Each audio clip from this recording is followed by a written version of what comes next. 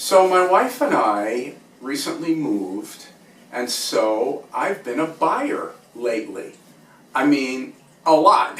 And it's fine, but whenever you buy a new house, and this was a resale, but you're moving into a new home, you have a lot of different things that you're looking to buy. We're looking to do some remodeling, some cabinet work, and all different types of things that you naturally have, where you're going to be on the buyer side of the sales encounter. I'm probably not the easiest person to sell to, because any mistake that they're making, I'm thinking about my next video blog and how I'm going to be able to use this mistake to my advantage. But it drives me nuts, and we've had a couple of situations just recently that are just driving me nuts. And the mistake that I see salespeople make, and I really feel it's the single biggest mistake salespeople make, is salespeople have a tendency to sell to their frame of reference, not the buyer's frame of reference.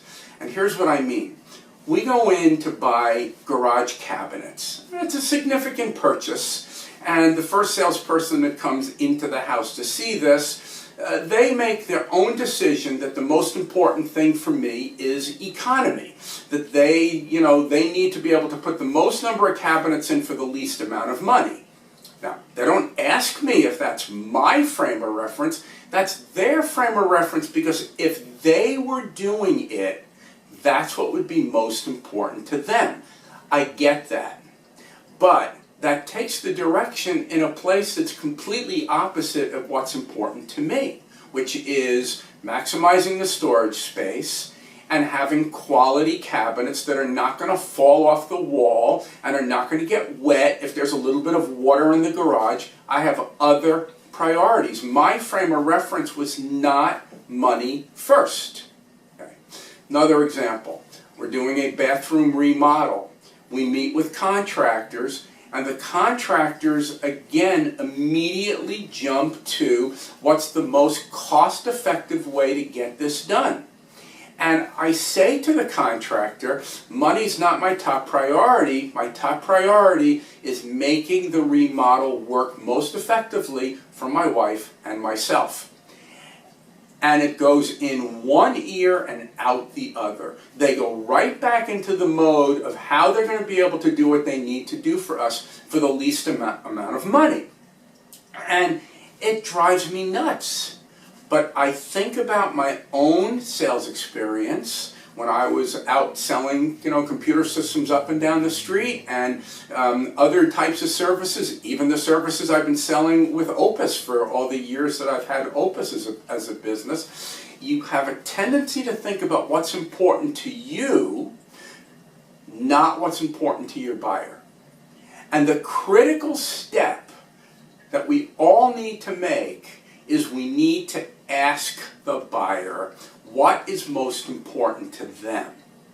And if that answer doesn't get you to the frame that you need to be in, for instance, if they say, well, the most important thing is that I get the cheapest possible product, and you know that you do not have the cheapest possible product, well, then you either need to get the prospect at that time to modify their frame of reference, if possible, or recognize that they've just qualified themselves out of being a prospect for you.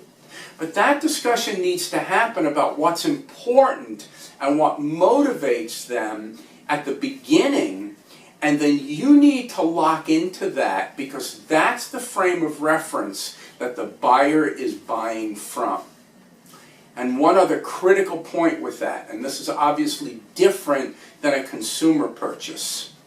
What motivates the people that you may be dealing with initially in a selling situation may be very different from what motivates the people that you're dealing with at higher levels within the organization.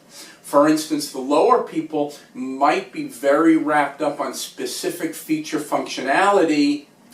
Upper level management may be much more focused on confidence in the implementation, experience of the team, knowledge that things are going to go smoothly.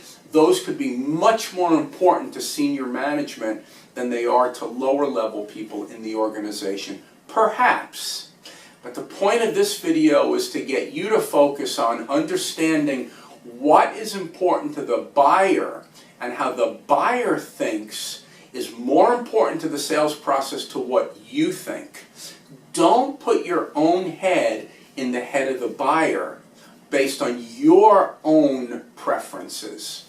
Take the time to ask the question, and not just at one level within the organization, but at all levels within the organization, so you know that you're selling to their needs and their desires.